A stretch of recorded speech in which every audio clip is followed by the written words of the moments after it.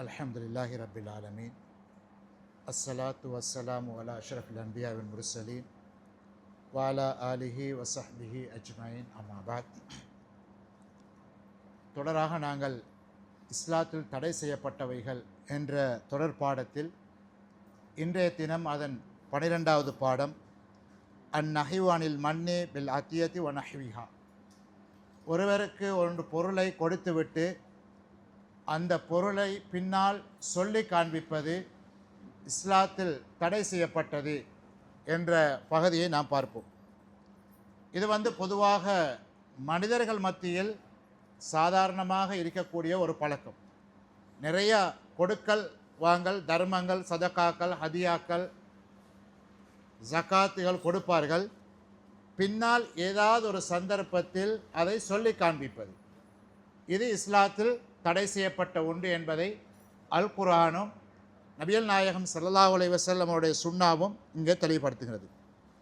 அல் குர்ஆன் சூரா பக்கராவில் அல்லாஹ் சொல்கிறான், 263வது வசனம், யா யுஹல்லதீன ஆமனு, ஈமான் கொண்டவர்களே, லா துபுத்திலு சதகாத்திக்கும் பில் மன்னி வல் அதா, நோவினைப்படுத்துவதன் ஊடாகவும் தான் செய்த தர்மத்தை பிறருக்கு சொல்லி காண்பிப்பதன் ஊடாகவும் நீங்கள் செய்த சதகாக்களை வீணடித்து விட வேண்டாம் என்று அல்லாஹ் சொல்கிறான். அப்போ இந்த இடத்தில் பயன்படுத்தப்பட்ட ஒரு வார்த்தை என்னென்னா, முக்கியமாக நாங்கள் கவனிக்க வேண்டியது, யா யுஹல்லதீன ஆமனு, ஈமான் கொண்டவர்களே, நீங்கள் செய்த தர்மங்களை நீங்களே வீணாக்கி விட வேண்டாம். அப்போ மூமீன்கள் தர்மம் செய்கிறதுன்றது ஒன்று, மூமீன் அல்லாதவர்கள் செய்கிற தர்மம் ஒன்று. அப்போ யாருடைய தர்மம் வீணாகுது என்று கேட்டால், யாருடைய கொடுக்கல் வாங்கல்கள் வீணாகுது என்று கேட்டால் மூமீன்களுடையது.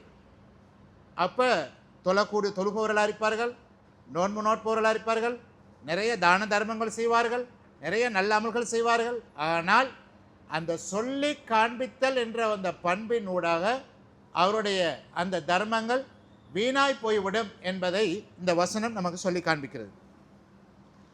அதே நேரத்தில் சூரா பக்கராவில் 262வது வசனமாக இன்னொரு செய்தியை சொல்கிறான், அல்லதீன யுன்ஃபிகூன அம்வாலஹும் ஃபீ சபீலில்லாஹி, அவர்கள் எப்படிப்பட்டவர்கள் என்று சொன்னால் அல்லாஹ்வுடைய பாதையில் நிறைய செலவு செய்வார்கள்.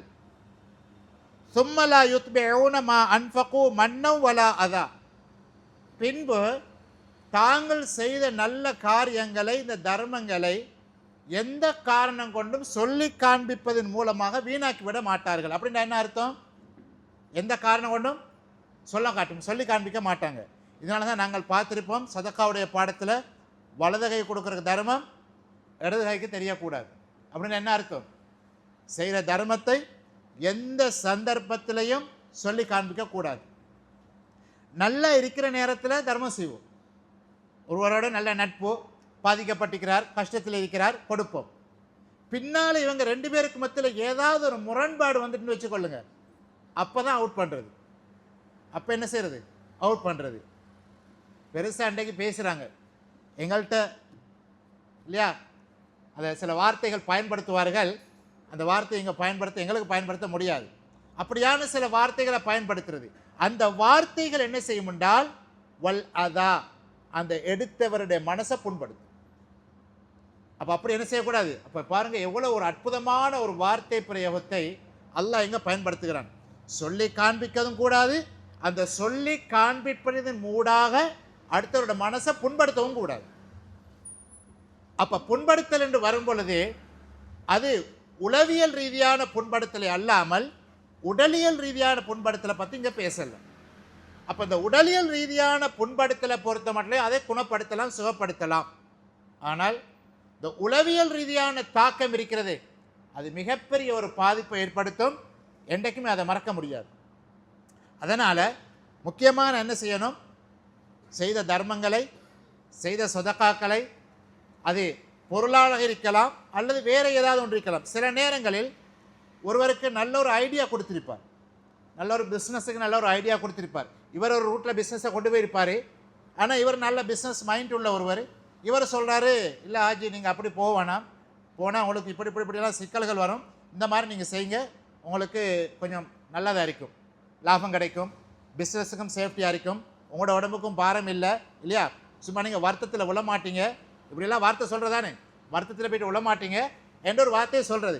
பின்னால் என்ன செய்கிறது, அவர் ஒரு நல்ல நிலைக்கு வந்துட்டார்னு வச்சுக்கொள்ளுங்க. அன்றைக்கு வர மாட்டை பார்த்தாரு, நாங்கள் தான் காப்பாற்றினேன், இன்றைக்கு வர எங்களை கணக்கு எடுக்கிறல்ல இல்லையா. இந்த வார்த்தைகள் கூட மனிதனுடைய உளவியல் ரீதியான பாதிப்பை, தாக்கத்தை அது ஏற்படுத்தும் இல்லைங்கச்சா. அதனால தான் அது பொருளாக இருந்தாலும் சரி, செயலாக இருந்தாலும் சரி, ஒருவருக்கு ஏதாவது ஒரு ஹெல்ப் பண்ணிட்டோம்னா அது அத்தோடு மறந்துடணும், அதை மறந்துடணும். அது அல்லாஹ்வுக்கு எங்களுக்கும் உள்ளது, அதோடைய கூலி எங்களுக்கு கிடைக்கும். இந்த உதவி எடுத்தவர் எங்களுக்கு சப்போர்ட்டாக இருந்தாலும் சரி, இல்லாவிட்டாலும் சரி, எனக்கு அல்லாஹ்வுடைய சப்போர்ட் இருந்தால் போதும், அல்லாஹ்வுடைய ஹெல்ப் இருந்தால் போதும் என்ற ஒரு மனநிலையில் நாங்கள் என்ன செய்ய வேண்டும், இருக்க வேண்டும் என்பதை நாங்கள் பார்க்கிறோம். இந்த வசனத்துக்கு விளக்கமாக பார்க்கும்போது, யம்தஹுல்லாஹு தபாரக வ தஆலா அல்லதீன யுன்ஃபிகூன ஃபீ சபீலிஹி ثم لا يتبعون ما أنفقوا من الخيرات والصدقات. நீங்கள் செய்த சதகாக்கள், நலவுகள் அனைத்தையும், செலவழித்தவைகளை பின்தொடர்ந்து போக மாட்டாங்க. பின்தொடர்ந்து போறேன்டா என்னது, இத்திபான்னு சொன்னால் பின்தொடருது. லா யத்பஊன என்ற அர்த்தம் என்னது, அதையே திருப்பி திருப்பி திருப்பி திருப்பி திருப்பி திருப்பி சொல்லி காட்டிக்கிட்டே இருக்கிறது. இன்றைக்கு நிறைய பேர் இருக்குது. நாங்கள் எங்களோட நிர்வாகத்தில் தான் பள்ளி காட்டினோம் இல்லையா, எங்களோட நிர்வாகத்தில் தான் ஏசி போட்டோம். எப்போ பார்த்தாலும் இந்த தான் சொல்கிறது. சில பேர் பள்ளிகளுக்கு நாங்கள் ஜும்மாக்களுக்கு போனால் அங்கே பார்க்கலாம், எங்களோட நிர்வாகத்தில் இது செஞ்சேன், எங்களோட ஆட்சி காலத்தில் தான் இது செஞ்சேன். அதுக்கப்புறம் எத்தனை நிர்வாகம் வந்திக்கும், ஆனால் இவங்க அவங்களோட செயல்பாடை தான் சொல்லி காண்பிச்சு கொண்டே இருக்கிறது. இது கூடாது. செஞ்சது அல்லாஹ்வுக்காக, லில்லாஹி ரப்பில் ஆலமீன், எல்லாம் அல்லாஹ் ஒருவனுக்கு மாத்திரம்தான் இருக்கணும். இதனால தான் நாங்கள் பார்க்குறோம், அல்லாஹ் குர்ஆனில் ஒரு இடத்துல சொல்கிறான், இன்ன சொலாத்தி வனுசுக்கி வமஹியாய வமமாத்தி லில்லாஹி ரப்பில் ஆலமீன். என்னுடைய தொழுகை, என்னுடைய ஹஜ் வணக்கம், நான் உயிர் வாழ்வது, நான் மரணிப்பது, இந்த நான்கும் யாருக்காக, லில்லாஹி ரப்பில் ஆலமீன், அல்லாஹ் ஒருவனுக்காக. இந்த இதுதான் ஒரு மனிதனுடைய உள்ளத்தில் இருக்கணுமே அல்லாமல் அதை வெளிப்படுத்தி என்ன செய்யக்கூடாது, சொல்லி காண்பிக்க கூடாது. அதை சொல்லி காண்பிப்பதாக அவருடைய அந்த அடுத்த மனிதனுடைய மனசு புண்படும் என்பதை நாங்கள் புரிந்து கொள்ள வேண்டும். அடுத்தாக நபிகள் நாயகம் ஸல்லல்லாஹு அலைஹி வஸல்லம் சொன்னார்கள், அபூதர் ரலியல்லாஹு அன்ஹு அறிவிக்கக்கூடிய ஒரு ஹதீஸ், மிக முக்கியமான ஒரு ஹதீஸ், ஒவ்வொருவரும் தன்னுடைய வாழ்க்கையில் கடைபிடிக்க வேண்டிய, பேணிக்கொள்ள வேண்டிய ஒரு பகுதி. சொன்னார்கள், சலாசத்துன், 3 பேர் இருக்கிறார்கள், அந்த 3 பேரிடம் லா யுகல்லிஹும் அல்லாஹு யௌமல் கியாமா, கியாமத்து நாள் பேச மாட்டான், கியாமத்துடைய நாளையில் அல்லாஹ் அவர்களோட பேச மாட்டான். வலா யன்துர் இலைஹிம், அவர்களோடு அல்லாஹ் பார்க்கவும் மாட்டான். வலா யுஸக்கீஹிம், அவர்களை அல்லாஹ் என்ன செய்ய மாட்டான், மறுமையில் சுத்தப்படுத்தவும் மாட்டான், தூய்மைப்படுத்தவும் மாட்டான். வலகும் அதாபுன் அலீம், கடுமையான தண்டனை இருக்குது, கடுமையான தண்டனை. அப்போ 4 பகுதி. முதலாவது, அல்லாஹ் பேச மாட்டான், திரும்பியும் பார்க்க மாட்டான், அவர்களை சுத்தப்படுத்த மாட்டான், கடுமையான தண்டனை இருக்குது. அந்த 4 பேரும் யாருன்னு சொன்னால், இந்த சொன்ன உடனே கால ஃபகரஹா ரசூலுல்லாஹி ஸல்லல்லாஹு அலைஹி வஸல்லம் 3 மர்ராத், திருப்பி திருப்பி 3 தடவை நபி ஸல்லல்லாஹு அலைஹி வஸல்லம் செய்தியை சொல்கிறாங்க. சொன்ன உடனே சஹாபாக்களுக்கு கொஞ்சம் பயம் வந்துருச்சு. அப்போ அந்த நேரத்தில் அபூதர் அந்த ஹதீஸ் அறிவிக்கக்கூடிய ராவி அபூதர் ரலியல்லாஹு அன்ஹு சொல்கிறாங்க, ஹாபு வ ஹசிரு, அவன் கஷ்டவாளர்களாகிவிட்டான், அவன் யார் என்று கேட்கிறார்கள். அந்த நேரத்தில் சொன்னார்கள், மன்ஹும் யா ரசூலல்லாஹ், அந்த 3 பேரும் யார் என்ற நேரத்தில் சொன்னார்கள், அல் முஸ்பில். முதலாவது யார், அல் முஸ்பில். முஸ்பில்டா யார், ஆடை அணிந்திருப்பார்கள், கரண்டைக்கு கீழே ஆடை இழுத்து கொண்டு போகிறவர், ஆடை இழுத்து கொண்டு போகிறவர். அடுத்தது வல் மன்னான், தலைப்பு சொல்லி காண்பிக்கிறது, சான் செய்ததை அடுத்தவங்களுக்கு என்ன செய்யறது, திருப்பி திருப்பி சொல்லி காண்பிக்கிறது. அடுத்தது வல் முன்ஃபிக் ஸலாத்தஹு பில் ஹலஃபில் காதி, பொய் வியாபாரம் செய்கிறது, பொய் சத்தியம் செஞ்சு பிஸ்னஸ் பண்ணுறது, பொய்யை சொல்லி வியாபாரம் பண்ணுறது இல்லையா. இன்றைக்கி நிறைய பேரை நாங்கள் பார்க்குறோம், பொய் சத்தியம் செஞ்சு வியாபாரம் செய்கிறது. ஒரு நாள் நான் ஏற்கனவே சொல்லிக்கிறேன், மதீனாவுடைய சந்தையில் நபி ஸல்லல்லாஹு அலைஹி வஸல்லம் போகிறார்கள், ஒருவர் தானியங்களை வியாபாரம் பண்ணி கொண்டிருக்கிறார். அப்போ அந்த நேரத்தில் நபி ஸல்லல்லாஹு அலைஹி வஸல்லம் தானியத்துக்குள்ளே கையை போட்டு பார்க்குறாங்க, தானியத்திற மேல் பகுதி நல்லா இருக்குது, அடியில் உள்ளது எப்படி இருக்குது, ஈரமாக இருக்குது. என்னன்னு கேட்குறாங்க, இல்லை யாரை சொல்ல, நேற்று மழை பெஞ்சு நனைஞ்சிருச்சு. நியாயமான காரணம், நேற்று மழை பெஞ்சு நனைஞ்சிட்டு, அது நானாக என்ன செய்யலை, ஈரமாக்கினா பாரம் கூடும் இல்லையா. அப்போ அப்படி ஒரு என்னது எங்களோட பாசையில் சொல்கிறதாங்க ஜில்மால் பஞ்சி வியாபாரம் பண்ணல, நேற்று தற்செயலாக நான் எதிர்பார்க்கல, மழை பெஞ்சு நனைஞ்சிச்சு என்று சொன்னாங்க. அப்படி என்றால் காஞ்சிச்ச கீழே வச்சுக்கோ, ஈரமானத்தை மேலே வச்சுக்கோ, சொல்லி வியாபாரம் பண்ணு. நேற்று நனைஞ்சிருச்சு, சொல்லி வியாபாரம் பண்ணுது. அப்போ இந்த 3 பேரோடையும் அல்லாஹ் என்ன செய்ய மாட்டானா, மறுமை நாளையில் பார்க்கவும் மாட்டான், பேசவும் மாட்டான், சுத்தப்படுத்தவும் மாட்டான், கடுமையான தண்டனை இருக்கு. கொஞ்சம் யோசிச்சு பாருங்க. ஒரு 3 days எங்களோட வீட்டில் எங்களோட வைஃப் எங்களோட பேசாட்டி எங்களோட மனநிலை எப்படி? எங்களோட வாப்பா ஒரு 3 days பேசலைண்டா, எங்களோட பிள்ளைகள் ஒரு 3 நாள் எங்களோட பேசலைண்டா, எங்களோட வைஃப் எங்களை முகத்தையும் பார்க்குறல்ல, வலா எல்லோரு இலைகு, எங்களோட வைஃப் இல்லையா எங்களோட முகத்தையும் திருப்பியும் பார்க்குறல்ல, முகத்தை பார்த்தாலும் அவள் அடுத்த பக்கத்துக்கு பார்த்துட்டு போகிறார், வாப்போட முகத்தை பார்த்தா வாப்பா அடுத்த பக்கத்தார திசையை பார்த்துட்டு போகிறார். எங்களோட மனசில் எப்படி ஒரு வேதனை வரும், எப்படி ஒரு வலி வரும்? வைஃப் என்னோட பேசுகிறா இல்லையப்பா, வைஃப் என்னோட பார்க்குறா இல்லையே, எவ்வளோ ஒரு கஷ்டம் வரும். வைஃபை படைச்ச ரப்பு பேசலண்டா. எங்களுக்கு தெரியும் அந்த என்னது யுத்த ஒன்றுக்கு போகிற நேரத்தில் 3 சஹாபாக்கள் யுத்த காலத்துக்கு போகாமல் பின் வாங்குறாங்க. தபூக் யுத்தத்துக்கு போகாமல் 3 சஹாபாக்கள் பின் வாங்குறார்கள். அந்த 3 சஹாபாக்களில் ஒரு சஹாபி என்ன செய்கிறாருன்னா, அல்லாட கட்டளை வருது, வசனம் வருது, என்ன செய்யக்கூடாது, 3 பேரோடையும் பேசக்கூடாது. அந்த 3 நபித்தோழரோடையும், அவங்க யாரும் சாதாரண மனுஷன் இல்லை, சஹாபாக்கள், யுத்தத்துக்கு போகலன்னு சொன்னால் போகிற இல்லைன்னு புறக்கணிக்கல. அன்றைய காலகட்டத்தில் வந்து அதுக்கு முந்தின வருஷம் விவசாயம் மிகப்பெரிய ஒரு வீழ்ச்சி, என்னது தண்ணீர் பற்றாக்குறை. அப்போ இந்த தபூக் யுத்தம் நடக்கிற காலத்தில் அதுக்கு பிறகு மழை பெஞ்சு என்னது தானியங்கள், ஈச்சப்பழங்கள், திராட்சைகள் நல்லா வளர்ந்துருக்குது. அப்போ இவங்க பார்க்குறாங்க, இதை விட்டுட்டு நாங்கள் அறுவடை செய்யாமல் போனால் வரும்பொழுது மறுபடியும் என்ன செய்யணும், காஞ்சி அந்த பக்குவத்துக்கு எடுக்காமல் போய்விட்டால் செய்யணும், நஷ்டம் ஏற்படும். அப்போ போன வருஷமும் விவசாய நஷ்டம், இந்த வருஷமும் விவசாய நஷ்டத்தில் போயிடும் என்பதுக்கு அவர் என்ன செய்கிறாங்கண்டா, எங்கள்கிட்ட வேகமாக போகக்கூடிய வாகனம் இருக்குது, குதிரை இருக்குது, ஒட்டகம் இருக்குது, அதனால் இவங்க நீங்கள் முன்னுக்கு போங்க, இந்த இதெல்லாம் அறுவடை பண்ணி வீட்டில் பக் பண்ணி வச்சுட்டு பின்னால் வந்து நாங்கள் ஜாயிண்ட் ஆகிக்கிறோம்ட்டு கடைசி வரைக்கும் போக கிடைக்கும். இதை நீண்ட வரலாறு சுருக்கமாக சொன்னேன். அப்போ அந்த நேரத்தில் கரெக்டாக அல்லாவுடைய வசனம் இறங்கிருச்சு, இந்த 3 பேரையும் ஒதுக்கி வைங்க, பேச வேணாம்ட்டு. அப்போ அதில் ஒரு சஹாபி என்ன செய்கிறார் தெரியுமா, ரசூல்லாவோட முகத்தை பார்ப்பார், ரசூல்லா கூட திரும்பிட்டு போயிடுவாங்க, அபூபக்கர் முகத்தை பார்ப்பாங்க, அவங்க அங்கே திரும்பிட்டு போயிடுவாங்க. ஒவ்வொரு சஹாபாக்களும் மனசுக்கு மிகப்பெரிய ஒரு தாக்கம் ஏற்படுது.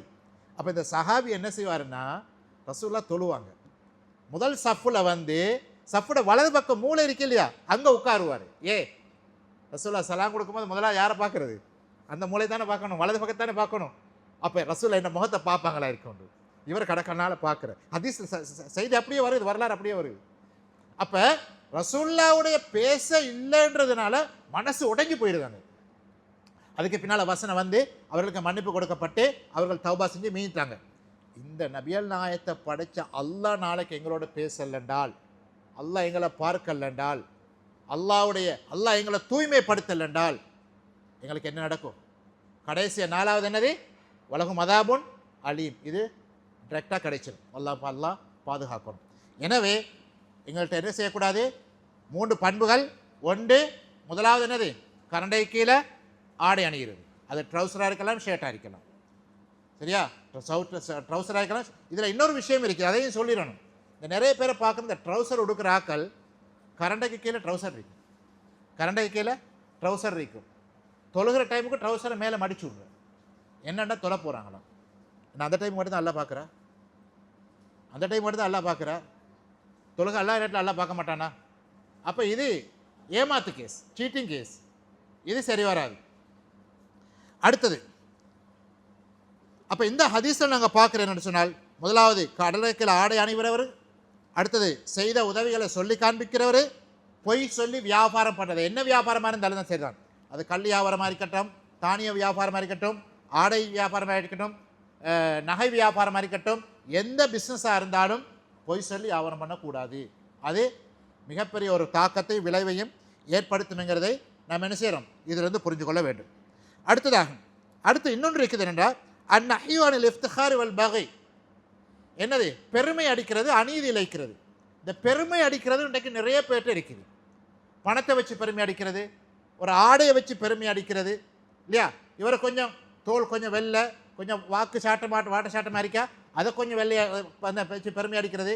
கொஞ்சம் படித்த ஒரு மனிதர்ண்டா அந்த பதவியை வச்சு பெருமை அடிக்கிறது இல்லையா? இன்னைக்கு நிறைய பேரை பார்க்குறோம். அவர்கிட்ட என்னென்ன அந்த சோர்ஸ் வளங்கள் இருக்கிறதோ அந்த வளத்தை வச்சு பெருமை அடிக்கிறது. இதை இஸ்லாம் வன்மையாக கண்டிக்கிறது. அதை தான் குர்ஆன் சொல்லுகிறது, ஃபலா துஸக்கு அன்ஃபுஸக்கும் ஹுவ அலமு பிமன் இத்தகா. உங்களை நீங்களே பெரிய மனசு நினைச்சு கொள்ளாதீங்க.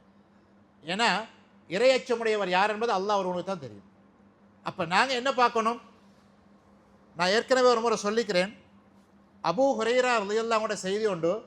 மிகப்பெரிய ஒரு சஹாபி, இஸ்லாமிய வரலாற்றில் அதிகமான ஹதீஸ்கள் அறிவித்தவர்கள் அவர் தான் முதலாவது இடத்துல இருக்கிறார். யார்? அபூ ஹுரைரா ரலியல்லாஹு. ஒரு ஏழை சஹாபி, ரசூலுல்லாஹ்வோடு நெருங்கி இருப்பார், ஒண்டி இருப்பார், எப்பயும் நபியோடையே நெருங்கி இருப்பார். அது நபி ஸல்லல்லாஹு அலைஹி வஸல்லம் மஸ்ஜித் நபவியில் இருந்தாலும் சரி, வீட்டில் இருந்தாலும் சரி, ஊரில் இருந்தாலும் சரி, யுத்த காலத்தில் இருந்தாலும் சரி, நபியோடு இருக்கக்கூடிய ஒரு பாக்கிய பெற்றவர்களில் ஒருவர் தான் அபூ ஹுரைரா ரலியல்லாஹு அவர்கள். அவங்க சக்கராத்துடைய நேரத்தில் அபூ ஹுரைரா அழுது கொண்டிருக்கிறாங்க. அப்போ ஒருத்தர் கேட்குறார், என்ன அபூ ஹுரைராவே, உங்களுக்கு மரண பயமா, மௌத்துடைய பயமா உங்களுக்கு? சொன்னார், அப்படியெல்லாம் ஒன்று கிடையாது, மௌத்தை பற்றியெல்லாம் எனக்கு எந்த பயமும் இல்லை என்று சொல்லிட்டு கொஞ்சம் மண்ணை அள்ளுறாரு. அள்ளி அந்த மண் அப்படியே விடுறாரு கீழே. ஏன்னா கையிலிருந்து எவ்வளோ மண் கீழே கொட்டிச்சோ அவ்வளவுதான் நான் செஞ்ச அமல்கள். இந்த பூமியில் டன் கணக்கில் மண் இருக்குது. எனவே இந்த கொஞ்சம் போல வணக்கத்தை எடுத்துக்கொண்டு நான் மௌத்தாக போகிறேன். இப்பொழுது நான் சொர்க்கத்துக்கு போவேனா அல்லது நான் நரகத்துக்கு போவேனான்ற பயம் எனக்கு மனசில் ஊசலாடி கொண்டிருக்குது, அதனால் பயத்தில் அழுகிறேன்றார்கள். அவ்வளோ பெரிய ஒரு சஹாபி இல்லையா? இவ்வளோ ஹதீஸ்களை அறிவித்தவர், நபியோடு இருந்தவர். இன்றைக்கு நாங்கள் பார்க்குறோம், வருஷத்துக்கு ஒருக்கா அந்த ரபியுல் அவ்வல் வந்துச்சுண்டா இல்லையா? ரபியுல் அவ்வல் மாதம் வந்துச்சுண்டா ரெண்டு விஷயம். ஒன்று என்னது, என்னமோ பெரிய ஒரு பட்டோலை உண்டு, அதுக்குள்ளே வச்சு, அது பெரிய கிளாஸ் பாக்ஸுக்குள்ளே வச்சு அதுக்கு பெரிய செக்யூரிட்டி எல்லாம் போட்டு, செக்யூரிட்டி ஜோனெல்லாம் போட்டு, என்னென்னு சொன்னால் பெரிய ஒரு தலைமுடி வச்சு காட்டி கொண்டிருப்போம். அதை பார்க்குறதுக்கு கியூவில் நிற்கிறாங்க. என்னென்னா ரசூல்லோட தலைமுடியை, ரசூலோட தலைமுடி இவ்வளோ இருக்கிறதாக வரலாற்றில் நாங்கள் எங்கேயுமே படிக்கல. இன்னொன்று என்னடாக்கா, ரசூல்லா பாவித்த வாலம், அந்த வாளுக்கு என்னமோ ஒரு துல் என்ற பேரோடு வச்சுக்கொண்டு அந்த வாலம், இது ரசூல்லா பார்க்குறது, ரசூல்லா பாவித்த வால், அதை பார்க்குறதுக்கு. அந்த ரசூல்லாவை நேரடியாக பார்த்த சஹாபியை அபூ ஹுரைரா ரலியல்லாஹு அவங்க அழுகுறாங்க சக்கராத்தில் இருந்து கொண்டு.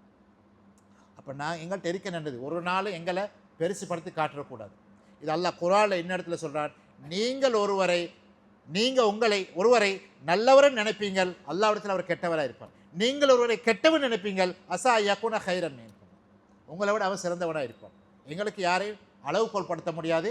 என்னது இவர் நல்லவர் கெட்டவர் என்று. எனவே எப்பொழுதும் எங்களை நாங்கள் ஒசத்தி பேசக்கூடாது.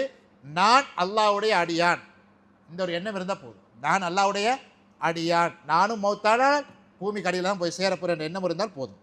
அடுத்து நாங்கள் பார்க்குறோம், நபிகள் நாயகம் ஸல்லல்லாஹு அலைஹி சொன்னார்கள், இன்னல்லாஹ் அவ்ஹா இலைய அன் தவாலஉ ஹத்தா லா யப்கி அஹதுன் அலா அஹதின். அல்லாஹ் எனக்கு வஹீல அறிவிச்சிருக்கிறான், யார் மீதும் அதிகாரம் செலுத்தக்கூடாது. எபகினா என்னது? அதிகாரம் செலுத்துறது. இந்த அதிகாரம் செலுத்தக்கூடாது. வலா யஃப்கரு அஹதுன் அலா அஹதின், ஒருவர் இன்னொரு மீது பெருமை அடிக்கவும் கூடாது, அடர்ந்து ஏறுறது. நிறைய பேர் கேட்பாங்க, நான் வாப்பாவா நீ வாப்பாவா, நீ பிரின்சிபலா நான் பிரின்சிபலா, நீ பொஸ்ஸா நான் பொஸ்ஸா, என்ன விளங்குது? இவரை கொஞ்சம் ஒசத்துறாரு, கூடாது. இஸ்லாம் அதை கண்டிக்குது. எனவே இந்த மாதிரியான எந்த கெட்ட பண்புகளும் ஒரு நாள் ஒரு மனிதன் செய்யக்கூடாது, வரக்கூடாது. எப்பொழுதும் நான் அல்லாஹ்வுடைய அடியான் என்ற ஒரு தன்மை இருக்குமாக இருந்தால் மனிதனாக வாழ முடியும். எனவே இங்கே ரெண்டு விஷயம், ஒன்று முதலாவது சொல்லி காண்பிக்கிறது, அடுத்ததாக பெருமை அடிக்கிறது. இந்த பெருமை அடிக்கிற பண்பு வந்துச்சுன்றால் ஒரு இடத்துல அவரிடத்துல ஆட்டோமேட்டிக்காக இன்னொரு பண்பு வரும், அநீதி இழைக்கிறது, அடுத்தவங்களுக்கு அநியாயம் செய்கிறது. இல்லைச்சா? ஒரு வாகனத்தை ஓட்டிக்கிட்டு போவார், போட்டுட்டு போது நல்லா தெரியும் ரோட்டில் தண்ணி நிற்கிதுண்டு, ரோட்டில் மக்கள் நடமாடிக்கிட்டீங்கிறாங்க தெரியும். அந்த ரோட்டில் நடமாடுறதை பற்றி கொஞ்சமாக ஹியார் எடுக்கிறது, சிந்தனைக்கு எடுக்கிறதே இல்லை.